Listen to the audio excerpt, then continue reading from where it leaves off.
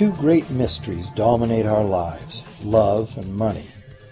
What is love is a question that has been endlessly explored in stories, songs, books, movies, and television. But the same cannot be said about the question, what is money? It's not surprising that monetary theory hasn't inspired any blockbuster movies, but it was not even mentioned at the schools most of us attended.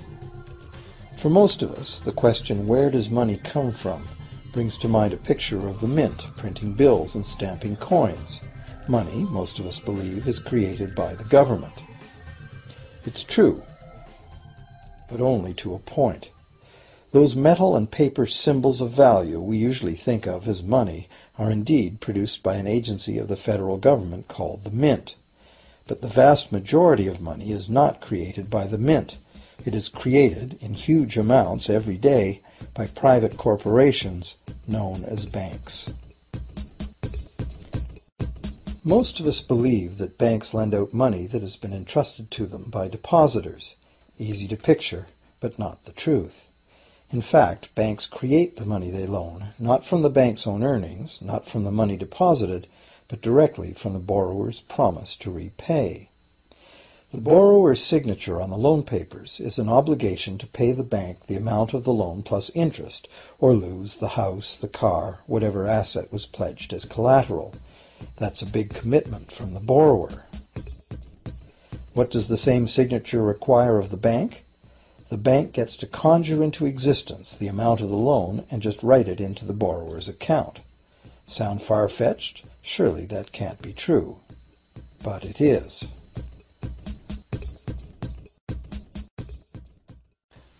To demonstrate how this miracle of modern banking came about, consider this simple story, the goldsmith's tale. Once upon various times, pretty much anything was used as money.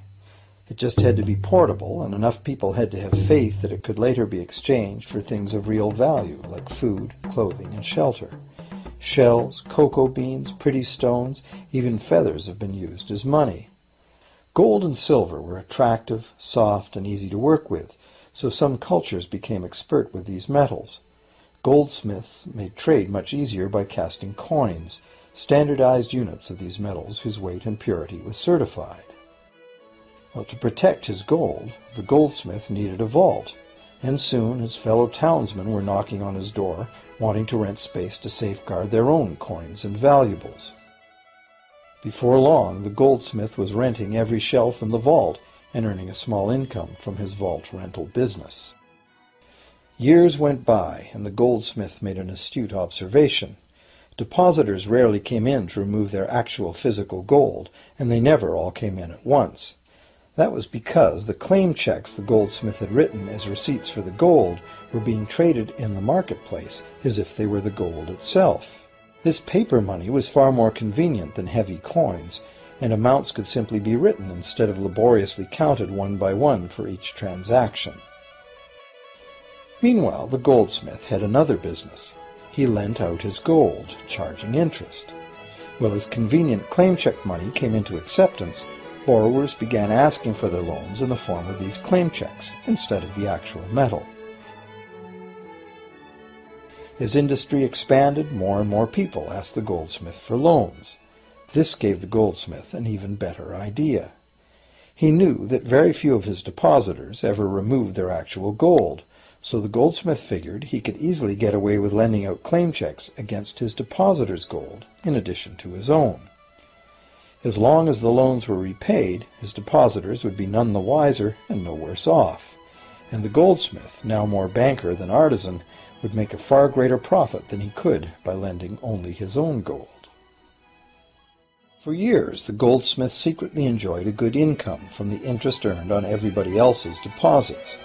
Now a prominent lender, he grew steadily richer than his fellow townsmen, and he flaunted it. Suspicions grew that he was spending his depositors' money.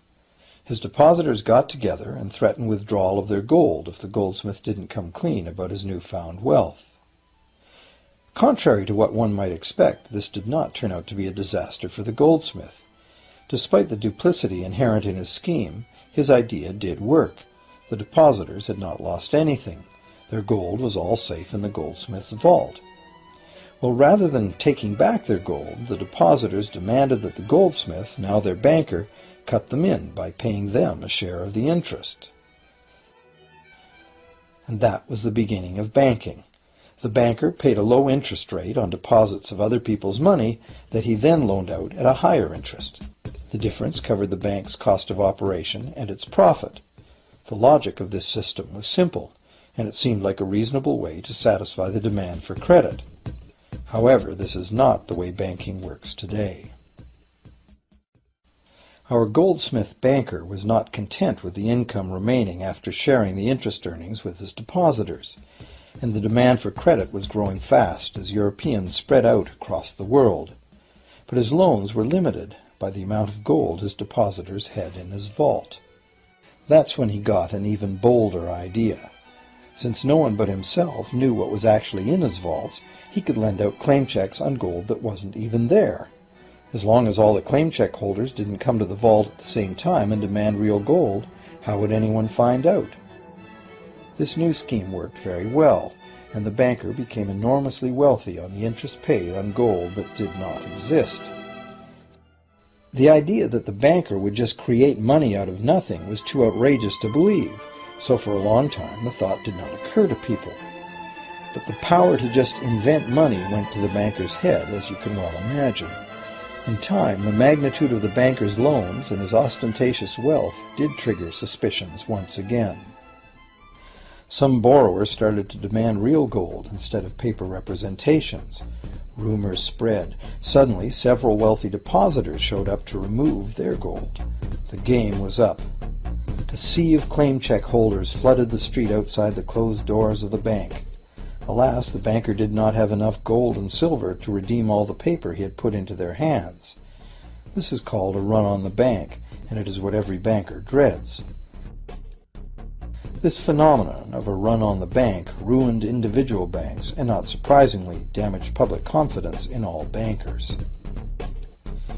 It would have been straightforward to outlaw the practice of creating money from nothing.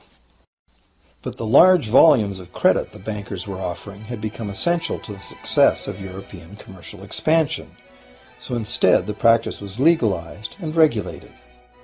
Bankers agreed to abide by limits on the amount of fictional loan money that could be lent out. The limit would still be a number much larger than the actual value of gold and silver in the vault. Quite often the ratio was 9 fictional dollars to 1 actual dollar in gold. These regulations were enforced by surprise inspections. It was also arranged that, in the event of a run, central banks would support local banks with emergency infusions of gold. Only if there were runs on a lot of banks simultaneously would the banker's credit bubble burst and the system come crashing down.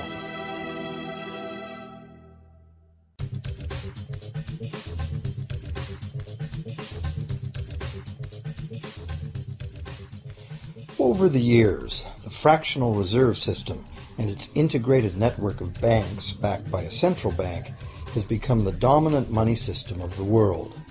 At the same time, the fraction of gold backing the debt money has steadily shrunk to nothing. The basic nature of money has changed. In the past, a paper dollar was actually a receipt that could be redeemed for a fixed weight of gold or silver. In the present, a paper or digital dollar can only be redeemed for another paper or digital dollar. In the past, privately created bank credit existed only in the form of private banknotes, which people had the choice to refuse, just as we have the choice to refuse someone's private check today. In the present, privately created bank credit is legally convertible to government-issued fiat currency, the dollars, loonies, and pounds we habitually think of as money. Fiat currency is money created by government fiat or decree, and legal tender laws declare that citizens must accept this fiat money as payment for debt, or else the courts will not enforce the obligation. So now the question is, if governments and banks can both just create money, then how much money exists? In the past, the total amount of money in existence was limited to the actual physical quantities of whatever commodity was in use as money. For example, in order for new gold or silver money to be created, more gold or silver had to be found and dug out of the ground. In the present, money is literally created as debt. New money is created whenever anyone takes a loan from the bank. As a result, the total amount of money that can be created has only one real limit: the total level of debt.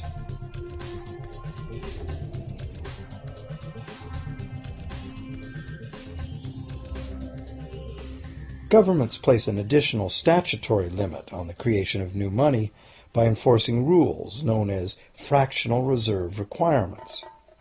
Essentially arbitrary, fractional reserve requirements vary from country to country and from time to time. In the past, it was common to require banks to have at least $1 worth of real gold in the vault to back $10 worth of debt money created. Today, reserve requirement ratios no longer apply to the ratio of new money to gold on deposit, but merely to the ratio of new debt money to existing debt money on deposit in the bank. Today, a bank's reserves consist of two things: the amount of government-issued cash or equivalent that the bank has deposited with the central bank, plus the amount of already existing debt money the bank has on deposit. To illustrate this in a simple way, let's imagine that a new bank has just started up and has no depositors yet. However, the bank's investors have made a reserve deposit of $1,111.12 of existing cash money at the central bank. The required reserve ratio is 9-to-1. Step 1. The door is open and the new bank welcomes its first loan customer. He needs $10,000 to buy a car. At the 9-to-1 reserve ratio, the new bank's reserve at the central bank, also known as high-powered money, allows it to legally conjure into existence 9 times that amount, or $10,000, on the basis of the borrower's pledge of debt. This $10,000 is not taken from anywhere. It's brand new money simply typed into the borrower's account as bank credit. The borrower then writes a check on that bank credit to buy the used car. Step 2. The seller then deposits this newly created $10,000 at her bank. Unlike the high-powered government money deposited at the central bank, this newly created credit money cannot be multiplied by the reserve ratio. Instead, it's divided by the reserve ratio. At a ratio of 9-to-1, a new loan of $9,000 can be created on the basis of the $10,000 deposit. Step 3. If that $9,000 is then deposited by a third party at the same bank that created it or at a different one, it becomes the legal basis for a third issue of bank credit, this time for the amount of $8,100. Like one of those Russian dolls, where each layer contains a slightly smaller doll inside, each new deposit contains the potential for a slightly smaller loan in an infinitely decreasing series. Now, if the loan money created is not deposited at the bank, the process stops. That's the unpredictable part of the money creation mechanism. But more likely, at every step, the new money will be deposited at a bank, and the reserve ratio process can repeat itself over and over until almost $100,000 of brand new money has been created within the banking system.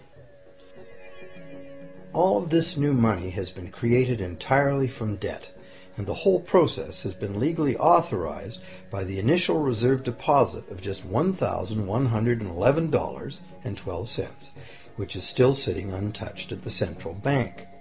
What's more, under this ingenious system, the books of each bank in the chain must show that the bank has 10% more on deposit than it has out on loan. This gives banks a very real incentive to seek deposits in order to be able to make loans, supporting the general but misleading impression that loans come out of deposits.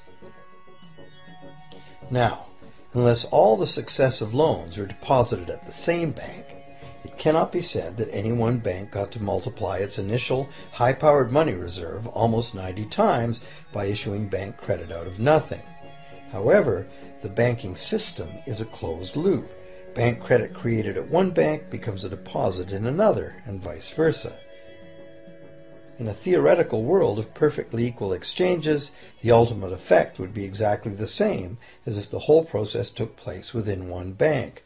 That is, the bank's initial central bank reserve of a little over $1,100 allows it to ultimately collect interest on up to $100,000 the bank never had.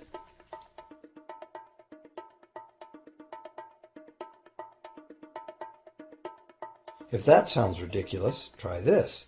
In recent decades, as a result of steady lobbying by the banks, the requirements to make a reserve deposit at the nation's central bank have all but disappeared in some countries, and actual reserve ratios can be much higher than 9-to-1.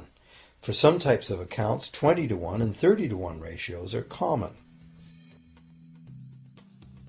And even more recently, by using loan fees to raise the required reserve from the borrower, banks have now found a way to circumvent reserve requirement limitations entirely. So, while the rules are complex, the common sense reality is actually quite simple. Banks can create as much money as we can borrow.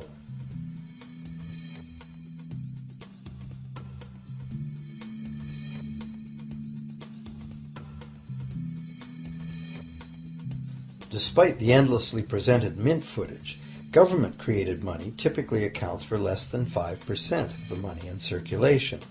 More than 95% of all money in existence today was created by someone signing a pledge of indebtedness to a bank. What's more, this bank credit money is being created and destroyed in huge amounts every day, as new loans are made and old ones repaid.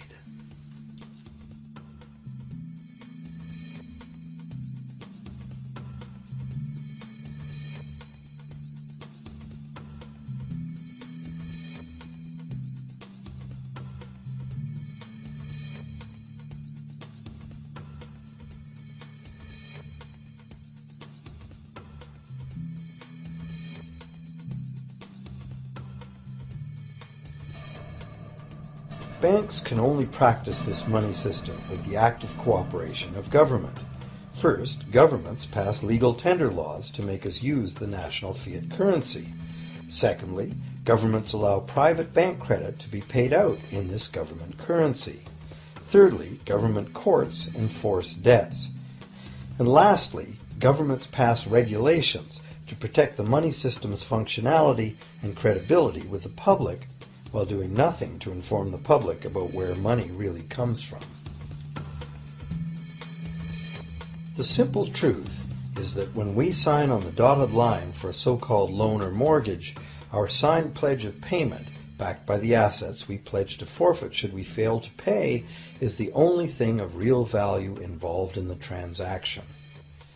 To anyone who believes we will honor our pledge, that loan agreement or mortgage is now a portable, exchangeable, and saleable piece of paper.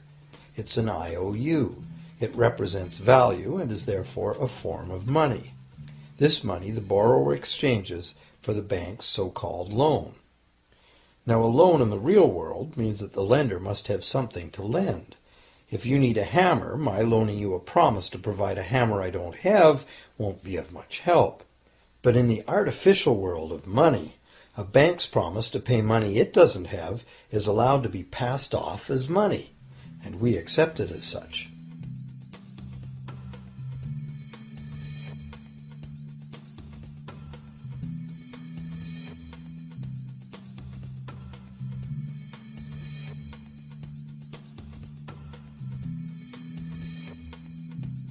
Once the borrower signs the pledge of debt, the bank then balances the transaction by creating, with a few keystrokes on a computer, a matching debt of the bank to the borrower. From the borrower's point of view, this becomes loan money in his or her account, and because the government allows this debt of the bank to the borrower to be converted to government fiat currency, everyone has to accept it as money. Again, the basic truth is very simple. Without the document the borrower signed, the banker would have nothing to lend. Have you ever wondered how everyone, governments, corporations, small businesses, families, can all be in debt at the same time and for such astronomical amounts? Have you ever questioned how there can be that much money out there to lend? Now you know, there isn't. Banks do not lend money. They simply create it from debt. And as debt is potentially unlimited, so is the supply of money. And as it turns out, the opposite situation is also true. Isn't it astounding that despite the incredible wealth of resources, innovation, and productivity that surrounds us, almost all of us, from governments to companies to individuals, are heavily in debt to bankers? If only people would stop and think, how can that be? How can it be that the people who actually produce all the real wealth in the world are in debt to those who merely lend out the money that represents the wealth? Even more amazing is that once we realize that money really is debt, we realize that if there was no debt, there'd be no money.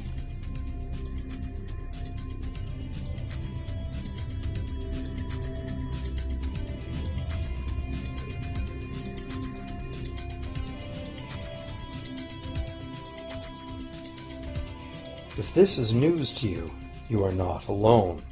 Most people imagine that if all debts were paid off, the state of the economy would improve. It's certainly true on an individual level. Just as we have more money to spend when our loan payments are finished, we think that if everyone were out of debt, there would be more money to spend in general. But the truth is the exact opposite. There would be no money at all. There it is. We are totally dependent on continually renewed bank credit for there to be any money in existence. No loans, no money, which is what happened during the Great Depression. The money supply shrank drastically as the supply of loans dried up.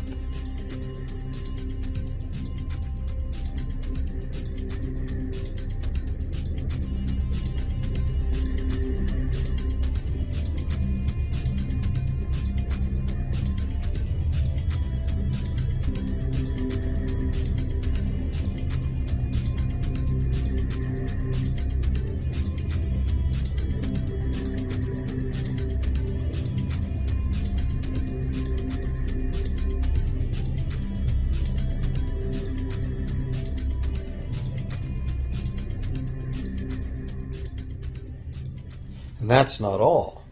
Banks create only the amount of the principal. They don't create the money to pay the interest. Where is that supposed to come from? The only place borrowers can go to obtain the money to pay interest is the general economy's overall money supply.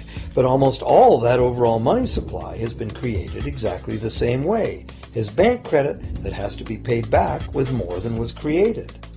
So everywhere there are other borrowers in the same situation, frantically trying to obtain the money they need to pay back both principal and interest from a total money pool which contains only principal. It is clearly impossible for everyone to pay back the principal plus interest because the interest money doesn't exist. This can even be expressed by a simple mathematical formula. The big problem here is that for long-term loans, such as mortgages and government debt, the total interest far exceeds the principal. So unless a lot of extra money is created to pay the interest, it means a very high proportion of foreclosures and a non-functioning economy. To maintain a functional society, the rate of foreclosure needs to be low. And so, to accomplish this, more and more new debt money has to be created to satisfy today's demands for money to service the previous debt. But of course, this just makes the total debt bigger, and that means more interest must ultimately be paid, resulting in an ever-escalating and inescapable spiral of mounting indebtedness.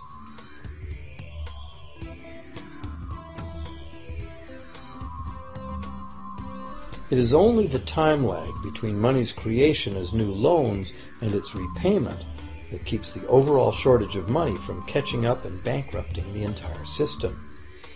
However, as the bank's insatiable credit monster gets bigger and bigger, the need to create more and more debt money to feed it becomes increasingly urgent. Why are interest rates so low? Why do we get unsolicited credit cards in the mail? Why is the U.S. government spending faster than ever? Could it be to stave off collapse of the entire monetary system? A rational person has to ask, can this really go on forever? Isn't a collapse inevitable?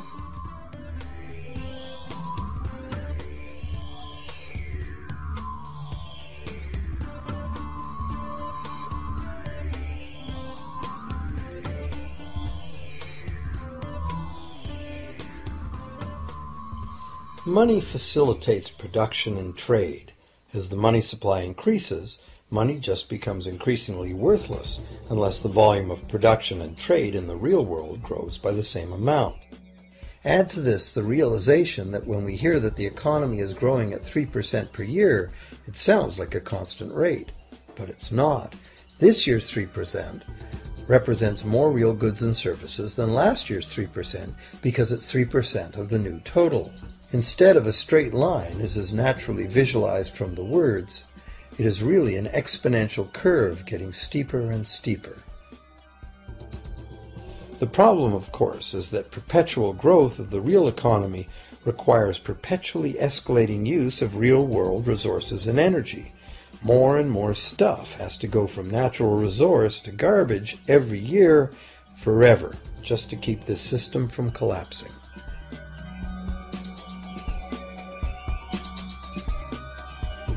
What can we do about this downright scary situation? For one thing, we need a very different concept of money. It's time more people asked themselves and their governments 4 simple questions. Around the world, governments borrow money at interest from private banks. Government debt is a major component of total debt, and servicing that debt takes a big chunk of our taxes.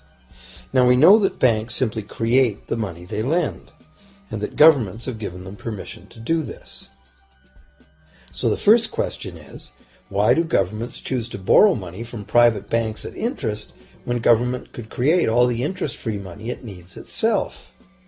And the second big question is, why create money as debt at all? Why not create money that circulates permanently and doesn't have to be perpetually re-borrowed at interest in order to exist? The third question, how can a money system that can only function with perpetually accelerating growth be used to build a sustainable economy? Isn't it logical that perpetually accelerating growth and sustainability are incompatible? And finally, what is it about our current system that makes it totally dependent on perpetual growth? What needs to be changed to allow the creation of a sustainable economy? At one time, charging any interest on a loan was called usury and was subject to severe penalties, including death. Every major religion forbade usury. Most of the arguments made against the practice were moral. It was held that money's only legitimate purpose was to facilitate the exchange of real goods and services. Any form of making money from simply having money was regarded as the act of a parasite or of a thief. However, as the credit needs of commerce increased, the moral arguments eventually gave way to the argument that lending involves risk and loss of opportunity to the lender, and therefore attempting to make a profit from lending is justified. Today, these notions seem quaint. Today, the idea of making money from money is held as an ideal to strive for. Why work when you can get your money to work for you? However, in trying to envision a sustainable future, it's very clear that the charging of interest is both a moral and a practical problem. Imagine a society and economy that can endure for centuries because, instead of plundering its capital stores of energy, it restricts itself to present-day income. No more wood is harvested than grows in the same period. All energy is renewable, solar, gravitational, geothermal, magnetic, and whatever else we discover. This society lives within the limits of its non-renewable resources by reusing and recycling everything, and the population just replaces itself. Such a society could never function using a money system utterly dependent on perpetually accelerating growth. A stable economy would need a money supply at least capable of remaining stable without collapsing. Let's say the total volume of this stable money supply is represented by this big circle. Let's also imagine that moneylenders must actually have existing money to lend. If some people within this money supply begin systematically lending money at interest, their share of the money supply will grow.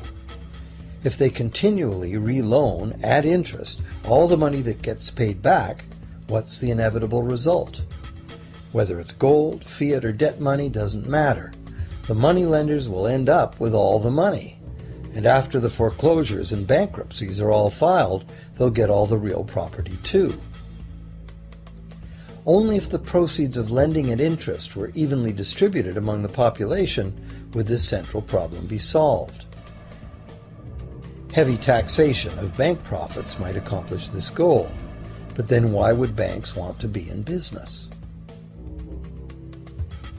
If we were ever able to free ourselves of the current situation, we could imagine banking run as a non-profit service to society, dispersing its interest earnings as a universal citizen dividend, or lending without charging interest at all.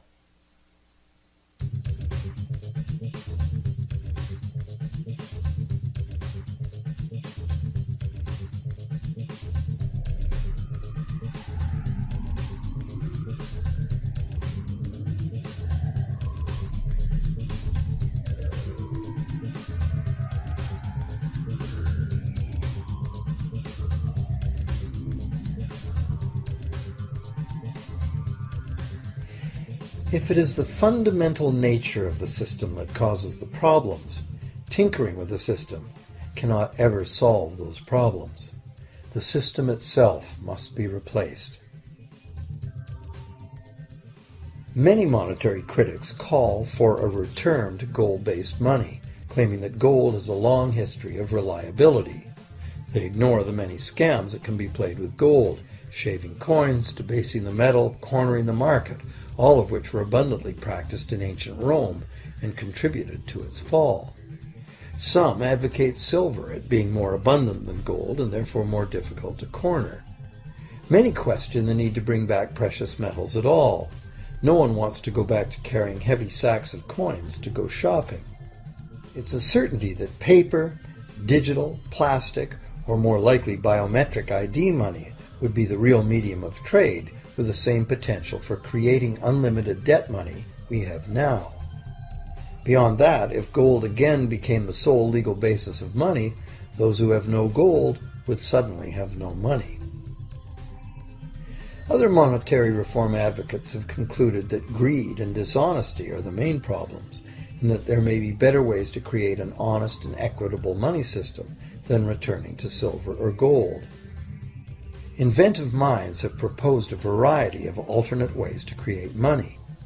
Many private barter systems create money as debt, much as banks do, but it is done openly and without charging interest. An example is a barter system in which debt is expressed as pledges of hours of work, all work being valued equally at a dollar figure that then allows hours to be equated with the dollar price of goods. This kind of money system can be set up by anyone who can devise a way to do the accounting and find willing and trustworthy participants. Setting up a local barter money system, even if it were little used now, would be prudent emergency planning for any community. Monetary reform, like electoral reform, is a big topic, and one that requires a willingness to change and to think outside the box. Monetary reform, again, like electoral reform, will not come easily, because the enormously powerful interests that benefit from the existing system will do their utmost to maintain their advantage. Now that we've seen that money is just an idea, and that in reality money can be whatever we make it, here's one very simple alternative monetary concept to consider. This model is based on systems that have worked in the past, in England and America, systems that were undermined and destroyed by the goldsmith bankers and their fractional reserve system.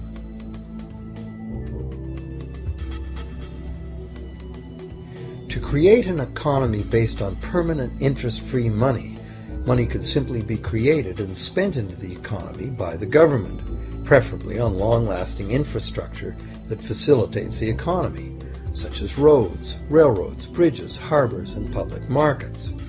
This money would not be created as debt, it would be created as value, that value being in the form of whatever it was spent on. If this new money facilitated a proportional increase in trade requiring its use, it would cause no inflation whatsoever. If government spending did cause inflation, there would be two courses of action available. Inflation is equivalent in effect to a flat tax on money. Whether the money goes down in value 20% or the government takes 20% of our money away from us, the effect on our buying power is the same. Viewed this way, inflation in place of taxation might be politically acceptable if well spent and kept within limits. Or government could choose to counter inflation by collecting tax monies that it then takes out of use, thus reducing the money supply and restoring its value. To control deflation, which is the phenomenon of falling wages and prices, the government would simply spend more money into existence. With no competing private debt money creation, governments would have more effective control of their nation's money supply. The public would know whom to blame if things went wrong. Governments would rise and fall on their ability to preserve the value of money. Government would operate primarily on taxes, as it does now, but tax money would go much, much further, as none of it would be required to pay interest to private bankers. There could be no national debt if the federal government simply created the money it needed. Our perpetual collective servitude to the banks through interest payments on government debt would be impossible.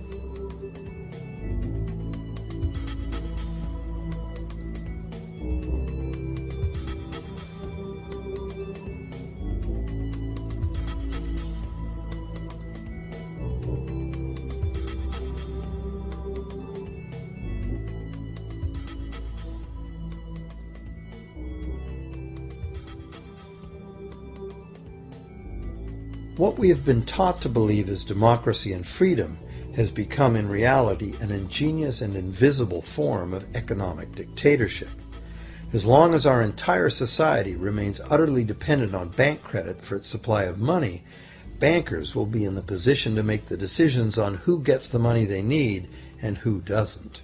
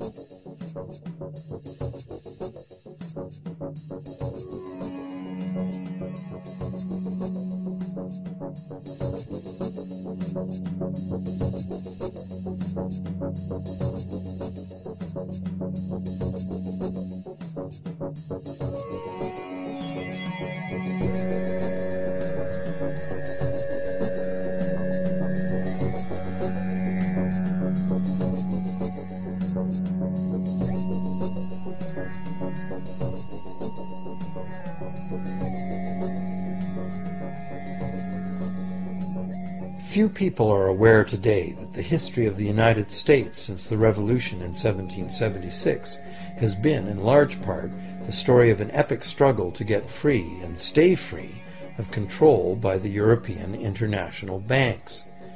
This struggle was finally lost in 1913 when President Woodrow Wilson signed into effect the Federal Reserve Act, putting the international banking cartel in charge of creating America's money.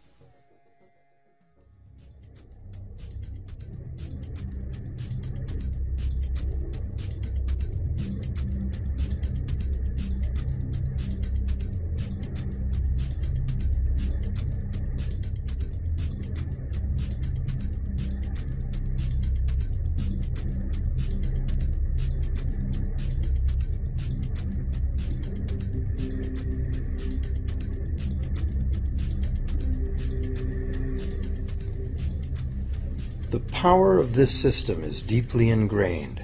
So is the educational and media silence on the subject. Years ago, a Canadian Deputy Prime Minister surveyed scores of non-economists, both highly educated professionals and common-sense people on the street, and found that not one of them had an accurate understanding of how money is created. In fact, it's probably safe to say that most people, including the frontline employees of banks, have never given the matter a moment's thought. Have you?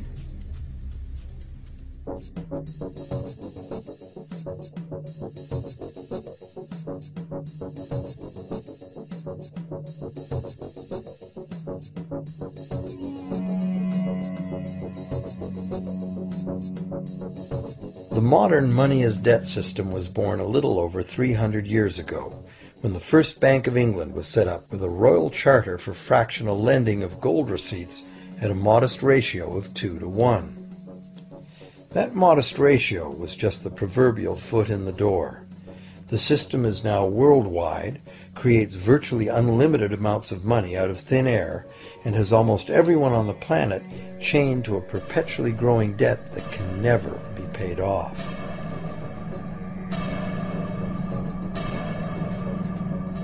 Could it have all happened by accident? Or is it a conspiracy? Obviously, something very big is at stake here.